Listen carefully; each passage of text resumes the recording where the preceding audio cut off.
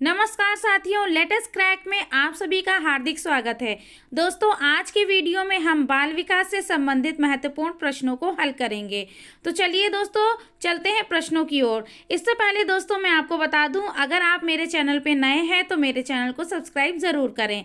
तो चलिए दोस्तों, देखते हैं पहला प्रश्न है, विकास में होने वाले परिवर्तन होते हैं, कैसे होते हैं आपको बताना है। विनाशात्मक होते हैं कि रचनात्मक होते हैं, शारीरिक होते हैं या फिर रचनात्मक और विनाशात्मक दोनों होते हैं। तो दोस्तों इसका सही उत्तर हो जाएगा डी, रचनात्मक और विनाशात्मक दोनों प्रकार के होते हैं।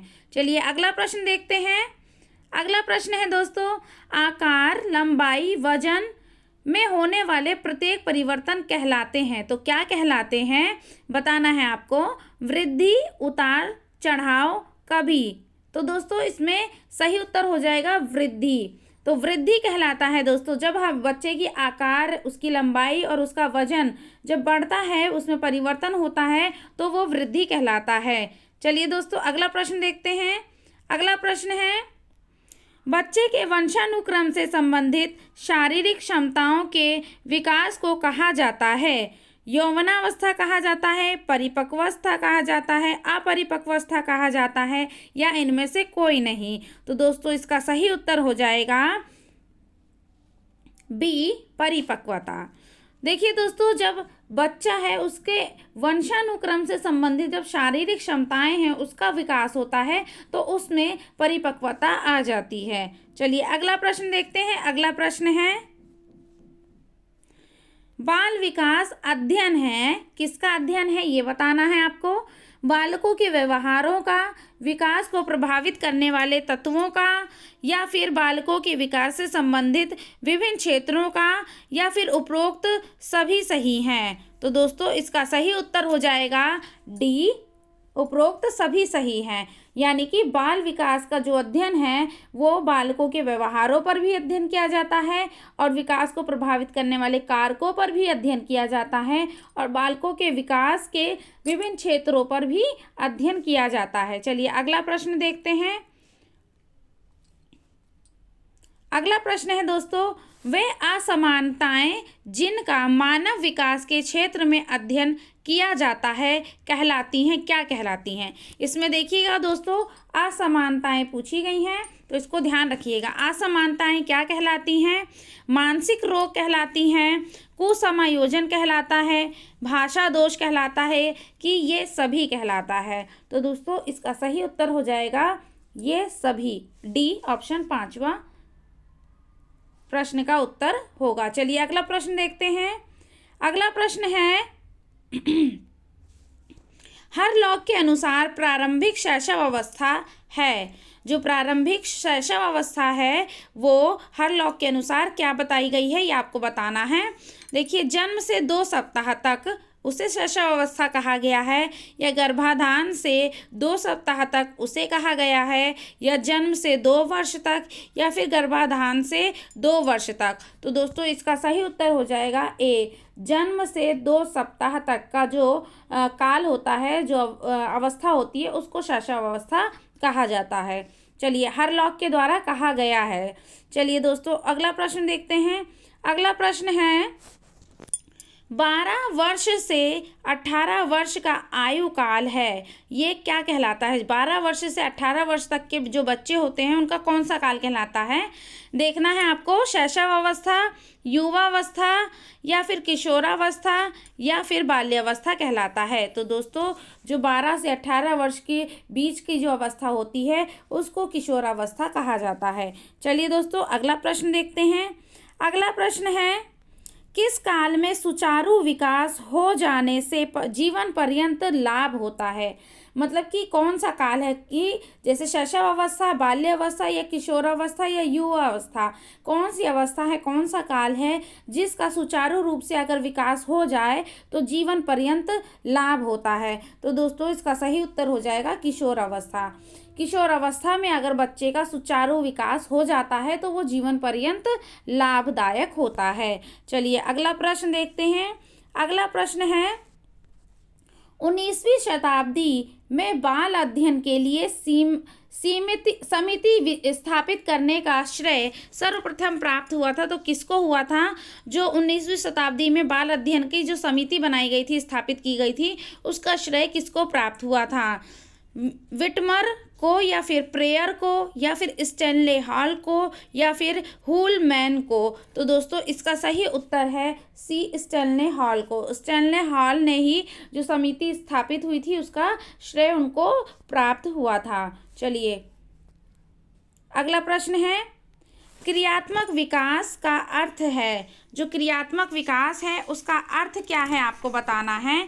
मांसपेशीय नियंत्रण है, या फिर मांसपेशियों का एकीकरण है, मांसपेशियों का उचित संयोजन है, या फिर उपरोक्त सभी सही हैं। तो दोस्तों जो क्रियात्मक विकास है उसका अर्थ होता है मांसपेशियों पर नियंत्रण, मांसपेशियों का एकीकरण, मांसपेशियों का उचित संयोजन, यानी कि डी ऑप्शन बिल्कुल सही है। चलिए अगला प्रश्न देखते हैं।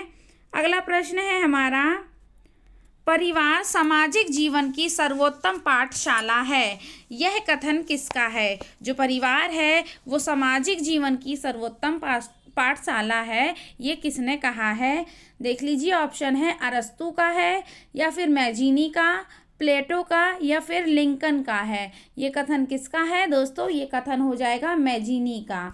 परिवार सामाजिक जीवन की सर्वोत्तम पाठशाला मैजिनी ने कहा था। चलिए अगला प्रश्न है, 12वां प्रश्न है हमारा, मानव विकास को प्रभावित करने वाले तत्वों में सर्वाधिक महत्वपूर्ण तत्व है। जो मानव के विकास को प्रभावित करता है उसमें से सबसे महत्वपूर्ण तत्व कौन सा है बताना है आपको। देखिए, पहला है पारिवारिक वातावरण, जो परिवार का वातावरण होता है वह है। बी, रोग है। सी, वंशानुक्रम तथा वातावरण है। और डी, बुद्धि है। तो इसका सही उत्तर हो जाएगा वंशानुक्रम तथा वातावरण। चलिए अगला प्रश्न है, 2 वर्ष से लेकर 6 वर्ष तक की आयु कहलाती है। तो 2 वर्ष से जो 6 वर्ष तक के बालक होते हैं वह कौन सी आयु कहलाती है? देखिए, पूर्व बाल्य अवस्था कहलाती है, या बाल्य अवस्था कहलाती है, या फिर शैशव अवस्था कहा जाता है, या फिर युवावस्था। तो इसका सही उत्तर हो जाएगा दोस्तों ए, पूर्व बाल्य अवस्था। चलिए अगला प्रश्न देखते हैं। अगला प्रश्न है, मानव विकास का प्रमुख विषय है। जो मानव के विकास का प्रमुख विषय क्या है? मानव का विकास, बच्चों का विकास, वृद्धों का विकास, या उपयुक्त सभी सही है। तो दोस्तों इसका डी ऑप्शन सही हो जाएगा, उपयुक्त सभी सही हैं, क्योंकि इसमें मानव है तो मानव में बच्चे, वृद्ध और मानव तो हैं ही। चलिए अगला प्रश्न देखते हैं। अगला प्रश्न है, प्रारंभिक विकास बाद में होने वाले विकास से होता है। तो क्या होता है ये बताना है। जो प्रारंभिक विकास है वो बाद में होने वाले विकास से कैसा होता है, क्या होता है ये बताना है। अधिक महत्व का होता है, कम महत्व का होता है, कि बराबर महत्व का होता है, या इनमें से कोई नहीं होता। तो दोस्तों जो प्रारंभिक विकास है वो बाद में होने वाले विकास से अधिक महत्व होता है। देखिए, जो शुरू में जैसे कि बच्चा जब 5 वर्ष का हो जाता है, 5 वर्ष तक जो उसने सीखा है वो बहुत ज़्यादा, मतलब बहुत ज़्यादा स्थायी होता है। उसके बाद जो सीखता है उससे पहले का, 5 वर्ष से पहले का जो सीखा हुआ है वो बहुत ही महत्वपूर्ण होता है। चलिए अगला प्रश्न है हमारा, बाल विकास का क्षेत्र नहीं है। बाल विकास का क्षेत्र नहीं है, कौन सा नहीं है ये आपको बताना है। शैशव अवस्था नहीं है, कि बाल्यावस्था नहीं है, युवावस्था नहीं है, कि वृद्धावस्था नहीं है। तो दोस्तों बाल विकास में शैशव अवस्था भी आ जाता है, बाल्यावस्था भी आ जाता है, युवावस्था भी आ जाता है, लेकिन वृद्धावस्था नहीं आता। तो इसका सही उत्तर हो जाएगा वृद्धावस्था। चलिए अगला प्रश्न है, किस आयु तक बालक में सामाजिकता का विकास नहीं होता है। इसमें दोस्तों नहीं पूछा गया तो नहीं को ध्यान रखिएगा, वरना क्वेश्चन का आंसर है वो गलत हो जाता है, हम नहीं को भूल जाते हैं। तो किस आयु तक बालक में सामाजिकता का विकास नहीं होता ये पूछा गया है। ऑप्शन है 8 वर्ष, 6 वर्ष, 4 वर्ष या फिर 2 वर्ष। तो दोस्तों जो ऑप्शन डी है 2 वर्ष, ये इसका सही उत्तर होगा, क्योंकि 2 वर्ष तक में बच्चों में सामाजिकता का विकास नहीं होता है, उसके बाद वो सामाजिक विकास में आ जाते हैं, क्योंकि समाज से वो जुड़ने लगते हैं। चलिए अगला प्रश्न है। अगला प्रश्न है दोस्तों,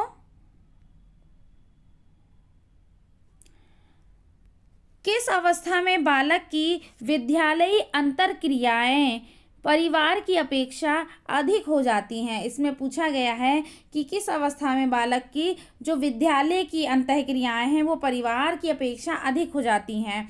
11 से 12 वर्ष की अवस्था में, 18 से 19 की अवस्था में, या फिर 5 से 6 वर्ष की अवस्था में, या इनमें से कोई नहीं। तो इसका सही उत्तर हो जाएगा ए, 11 से 12 वर्ष की अवस्था में ज़्यादा हो जाती हैं।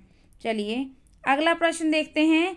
अगला प्रश्न है हमारा, नागरिकता की सर्वोत्तम शिक्षा बच्चा माता के चुंबन और पिता के दुलार में पाता है, यह कथन किसका है? मैजिनी का है, अरस्तु का है, या प्लेटो का है, या इनमें से कोई नहीं। तो दोस्तों इसका सही उत्तर हो जाएगा मैजिनी का। नागरिकता की सर्वोत्तम शिक्षा है जो बच्चा है जो माता के चुंबन और पिता के दुलार में पाता है, ये मैजिनी ने कहा था। चलिए अगला प्रश्न देखते हैं। अगला प्रश्न है दोस्तों, दृष्टि संवेदना का विकास किस आयु में होता है? आपको बताना है जन्म के 30 घंटे बाद होता है, जन्म के 35 घंटे बाद होता है, जन्म के 24 घंटे बाद होता है, या फिर जन्म के 20 घंटे बाद होता है। तो इसका सही उत्तर हो जाएगा दोस्तों ए, जन्म के 30 घंटे बाद दृष्टि संवेदना का विकास होता है। चलिए अगला प्रश्न देखते हैं। अगला प्रश्न है दोस्तों, किशोर अवस्था में बालक के सिर और पूरे शरीर की लंबाई का अनुपात होता है। जब किशोर अवस्था आती है तो बालक का जो सिर है और उसके पूरे शरीर की लंबाई का अनुपात क्या होता है? 1:30, 1:25, 1:20, या 1:10। तो दोस्तों इसका सही उत्तर हो जाएगा डी, 1:10। चलिए अगला प्रश्न देख लीजिए। अगला प्रश्न है, सामान्य रूप से कितने वर्षों में बालक में स्मरण शक्ति का विकास हो जाता है? कितने वर्ष में आपको बताना है बच्चे का स्मरण शक्ति, मतलब याद करने की जो शक्ति है उसका विकास हो जाता है? 6 वर्ष की आयु में, 8 वर्ष की आयु में, या 4 वर्ष की आयु में, या फिर 12 वर्ष की आयु में? तो दोस्तों इसका सही उत्तर हो जाएगा ए, 6 वर्ष की आयु में बच्चे की जो स्मरण शक्ति है उसका विकास हो जाता है। चलिए अगला प्रश्न देख लीजिए।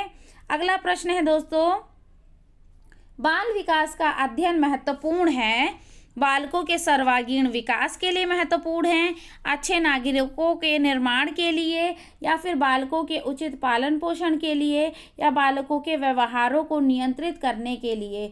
तो इसका सही उत्तर दोस्तों आप सभी लोग जान गए होंगे, बालकों के सर्वांगीण विकास के लिए। चलिए अगला प्रश्न देखते हैं। अगला प्रश्न है दोस्तों, बालक की प्रथम पाठशाला किसे कहा गया है?